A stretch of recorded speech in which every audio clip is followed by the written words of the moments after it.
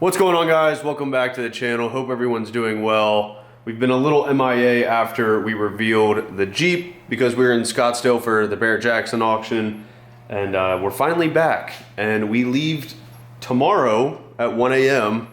and we hit the road to Johnson Valley, California for King of the Hammers. We're really excited. We can't wait. We just finished 90% of the packing, and we're ready. It's gonna be a long drive, but we're ready. I guess as ready as we can be, but we've worked out, I hope, all the little kinks and anything that we're concerned about. I think we shouldn't be concerned about it anymore, if that makes sense. But yeah, he usually speaks into existence. No, that's not true. I'm just always cautious, but we're super excited about this trip. Yeah, so the Jeep's done. It's ready. We're ready.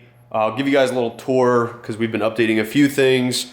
One is the Rugged Radios. If you follow me on Instagram, then you saw we are now partnered with Rugged Radios. It's kind of a tongue twister, Rugged Radios. Say that 10 times fast.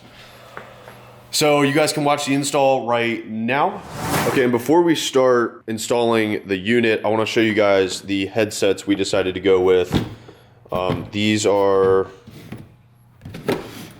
the Ultimate headsets, and we went with the behind the head style. But we decided to go with this one because we're always wearing hats, beanies, things like that. And this would allow us to still comfortably strap it underneath or over the top. And I figured it'd be a little bit more comfortable with that style headset versus the one with the big padded top on it. So we already tried these on. They're really comfortable. Even the ear pieces, the foam, it's like Tempur-Pedic. It is insane.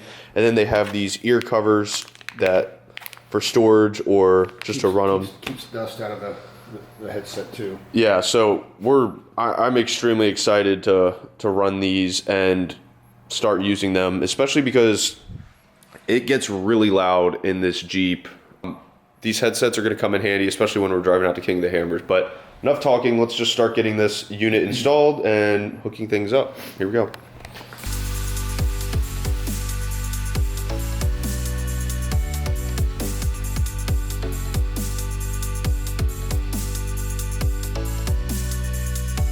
Alrighty guys, we got it all hooked up. It works, it powers on.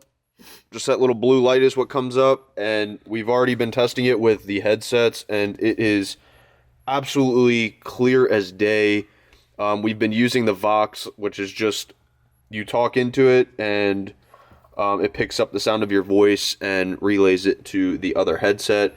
So we've been talking back and forth with that, and it's awesome. It's insane. Yeah. It's crystal clear, which is really cool. And then if I talk, I can hear myself, and then you can talk, and it's just so crystal clear through the headset. It's insane. Yeah, and so we also have the push to talk option. So if you don't want to use the Vox, you can just attach this anywhere, steering wheel, wherever you want it to go, and you can just push this, speak, and then it translates to the next person. And then also the passenger has their own push to talk system. So I like that it has a couple different options for you. And what's even cooler is pretty much your old radio is obsolete. So I can hook up my phone to Bluetooth, which I already did. I can play music, I can take phone calls, anything that comes through Bluetooth, it'll go through that and then through the headset. So we were just playing music, and then as soon as we go to talk into the microphone, it mutes the music and allows you to talk. It's insane how cool this is. And yeah, I can also, which I'll do for off-roading, like trails and stuff like that, or on our drive out to KOH, is you can record the audio coming through the headset. So I can link it with a GoPro, and we can use the audio from the headset while we're talking, and you guys can hear exactly what we're saying, which is really cool. So I'll have to mess around with that feature, but I mean, it's a super simple install. There's not much to it. It was 2 wires. It was a ground and a power wire. Yeah, I mean, it's super simple. Ground, power, and then you just plug everything else in, and then you're good to go. So huge shout out to Rugged Radios. We're really excited to be running this kit, and it's going to come in handy when we're driving out to KOH for 36 hours. Not straight. Well, we could do that. Yeah, I don't know if I want to do that. But, yeah, we're happy to be working with them. Really cool people. And, yeah, that pretty much sums it up. If you have a TJ, hopefully this gave you guys some options on where to put this. We're going to kind of run all these wires. I'm not sure what we want to do in terms of... we'll just clean them up a little bit. Yeah, like we can tuck them underneath the center console. And just like that, we're back. Hope you guys enjoyed that little quick install video. But it is all set up. All the wires are run. We got the makeshift homebrew headset holders up there. Fire extinguisher. The unit is right here. 696 Plus intercom kit. So if you're interested, go check them out. But I absolutely love it. We can't wait to use it on the way down there because this thing is pretty loud inside. And then we got everything else ready to go. So I'll show you guys what we've been working on. All right, coming on back here. This is our DIY spare tire carrier. I searched everywhere for a spare tire carrier that I liked and couldn't find one. So I said, you know what, screw it, let's just build our own. And did some research, and I found this badass system right here. It's a double shear kit from Taboo Customs. It's a builder's kit, so it comes in all these pieces. You weld it together, and it gives you that, and you can open and close a spare tire. This bumper is the low-profile, non-hitch bumper from Barnes 4-wheel drive. I know, I'm sorry, guys. At Barnes 4-wheel drive, I covered up the logo. This is a 3/16 or quarter inch, I believe. 3/16 plate that we had to bend in order to kind of reinforce the spindle kit right here. And then you want to open it up. Yeah. Well, hold on. We'll show them this first. Oh, yeah. So this is our makeshift. I don't know if this is going to be temporary or permanent, but for now, this is what it is. This is a tailgate swing arm receiver holder from a CJ7, and it's now bolted onto the back of the TJ. But we got some all thread coming through, and then we have this little latch pin, and then it just opens up. Yeah, so like you said, this may or may not be permanent, but right now it works. Yeah. It doesn't move an inch, and just a little pin here is keeping it nice and secure. So I think we're going to be good. We'll find out. Yeah, the ultimate test is on its way. Yeah. This we also built ourselves. It's not leaning. The Jeep's just kind of sitting at an angle right now. Yeah. But yeah, this was something we kind of just thought up in our brain and cut it and welded it together, and this is what we got. It's reinforced anywhere and everywhere you could think of. And I was swinging on this thing back and forth before we put it on just to make sure, and I definitely weigh more than a 40, and it does perfectly fine. This also is all greased. There's bearings in here that allow it to go perfectly smooth back and forth. It's an awesome kit. If you guys are interested in building one, check out Taboo Customs. The owner I spoke to several times about this, he said this has no problem holding a 40, and clearly it doesn't. But like I was saying, the ultimate test is coming up. We're going to hit King of the Hammers and a 2,500 mile drive out west. So, whew. All right, moving on. So this Barnes bumper, it's a low profile bumper without the hitch, like I was saying. And we also have some tie-in brackets on both sides just to help with support, because this bumper wasn't necessarily meant for a spare tire and carrier swing arm setup. We wanted to make sure that it was double reinforced, so tie-in brackets, and then on both sides we have these bolts running through the bumper and the back area of the frame, just so it doesn't peel up and down and it's sandwiched together. So I think we're going to be good there, right? Oh yeah, I'm confident that that's not going to go anywhere. You know, we over-engineered it as far as I'm concerned. Yeah, and then moving on, staying back here on the Barnes rack. You guys know I've been running this for quite a while. I absolutely love it. I was going to run a rooftop tent to King of the Hammers, but time and money just didn't allow for that to happen.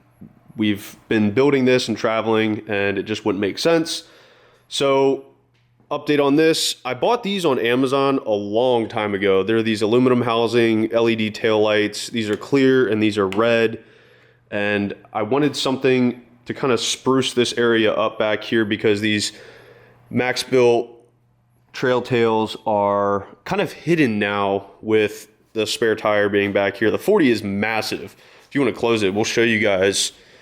Kind of, it kind of hides. Like if you're just standing here, you can no longer see that tail light, and then this is standing directly in the middle, and it's hard to see fully both tail lights. So I was gonna build a little pre-runner style bar to go on the back with some ambers, the reds and whites, but figured, you know what, these are really clean. Let's just wire them up and make them brake lights and reverse lights. So we did this in a couple hours probably. It took and no time at all. Luckily, the spacing on all the bolt holes were perfect. yeah, which is crazy. These all just fit perfectly. We only made the holes on these LED brackets a little bit bigger, and they lined up perfectly. But yeah, I know you're excited to go turn them. No, do you want to turn them on? I want to turn them on because they're cool as crap. So yeah. So go brakes and then turn signals and all that fun stuff. So yeah, so check that out. So now not only do you have the lowers, but you got the uppers as well. You want to do turn signal, left turn signal. There we go. So now, no matter where you are, you can see us. Check that out. All right, and then reverse. There we go. So we will have no problem. These are really bright. Might not seem like it on camera, but very, very happy with this simple little upgrade. Okay, so for the longest time, I wasn't running any bump stops, and I'm still not running any bump stops in the front. And that's for a good reason. One, because we're gonna be doing highline fenders eventually, and I'm not gonna measure bump stops for the fenders we have now and then do highlines on the road, just be a fiasco. But plus we got a lot of fabrication to do up there for the proper bump stops. But back here, I know it's probably hard to see, yeah it is, but you get the point. We installed some bump stops back there, and it's the Metal Cloak system bump stops, what they sell, and I swear it's just a bunch of hockey pucks. Like it probably is, but we have enough that we think we're not going to rub and hit, and then we brought extra and brought the tools we need to kind of take them off and make adjustments when we're out there in case we want to play around with that. But that's all set up. We got some gas. This is some tools which I'll unlock and show you guys real quick. Alrighty, we came up with this yesterday, just kind of a quick fix to get some tools out here on the Jeep. I know it's really janky looking, but we got our main impacts that we use most of the time, and then 4 big batteries just in case. And this is going to be more than enough. We have all the sockets and everything else in a toolbox in the back of the bed, but this is a waterproof case. Yes, it's got a cable lock around it, and it's locked with these, mainly because I don't trust people. But yeah, that's a cool upgrade, I think. I think it's awesome for something that's, I think it took us maybe 30 minutes to make that. Yeah. At the most. Yep. But maybe we'll do something a little bit more refined when we get back, but we don't have much time to kind of figure that out. It's not an important need, but yeah.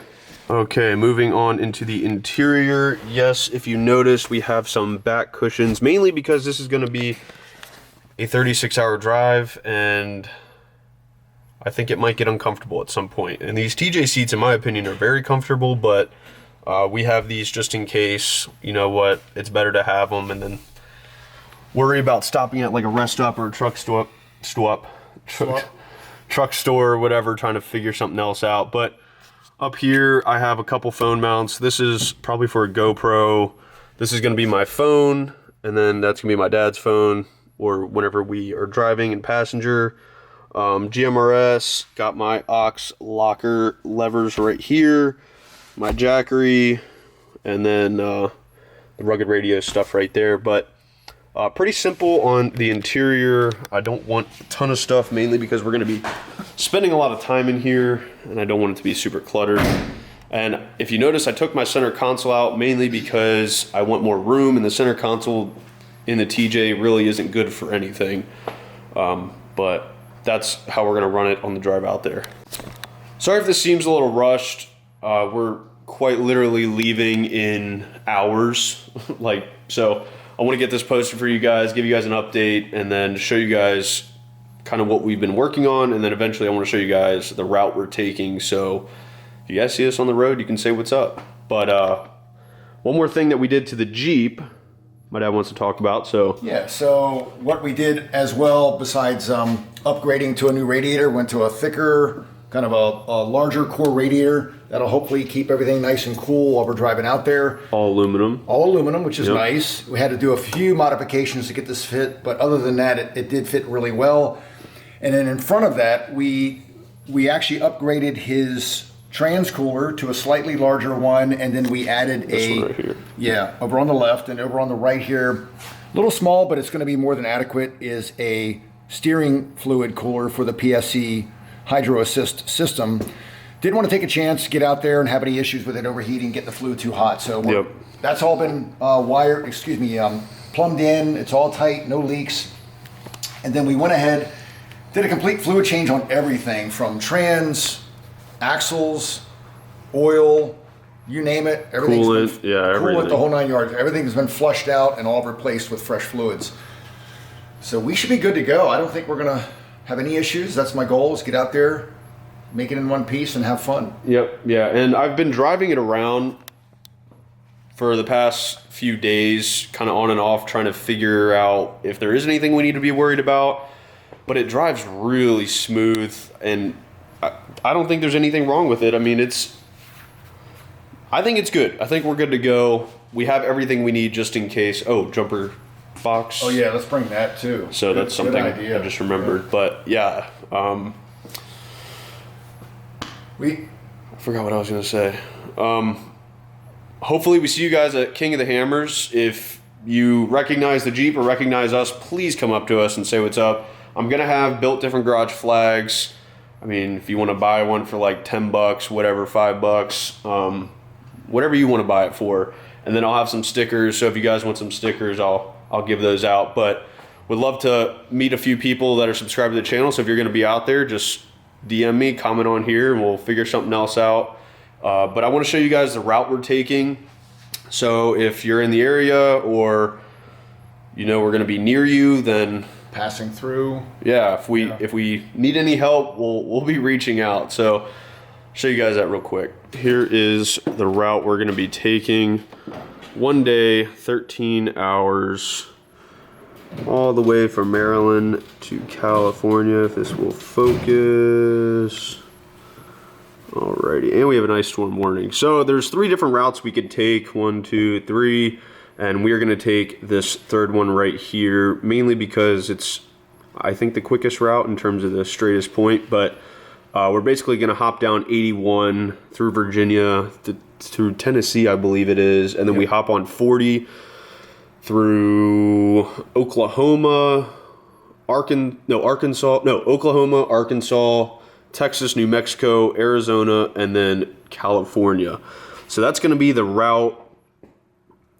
So yeah, if you're going to be in that area off 40, I believe is the main road we're going to be on the whole time, right? Yeah, and just so today is Wednesday, and I just heard the other day that I think Arkansas is getting hit with an ice storm. So yeah, but we're from Maryland.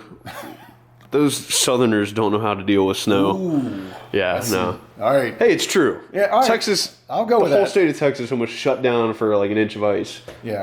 But again, we don't want to hit a storm. No. But it is what it is. Hey, we're well prepped. We're gonna have everything we need. So if you're gonna be in that area, comment on this video, shoot me a DM. Because if we need anything, we'll let you guys know. But I'm sure we'll be fine. All right, guys, I think that's about it. I know this is a super quick update, but we still have a lot to do. We got to let the Jeep run a little bit. We're going to wipe it down, get some wax on it, just because we're Griots nerds and we want to have a clean vehicle on the way out there. But if you guys have anything to comment, shoot it down below. If you think there's any necessities we need to pack before we leave, whatever you want, whatever's on your mind, just comment it down below. We're really looking forward to this trip. And hopefully we get to see some of you guys out there. So please let us know if you're out there. And if you guys enjoyed this video, give it a thumbs up and hit the subscribe button. But we'll see you guys in the next one. See ya.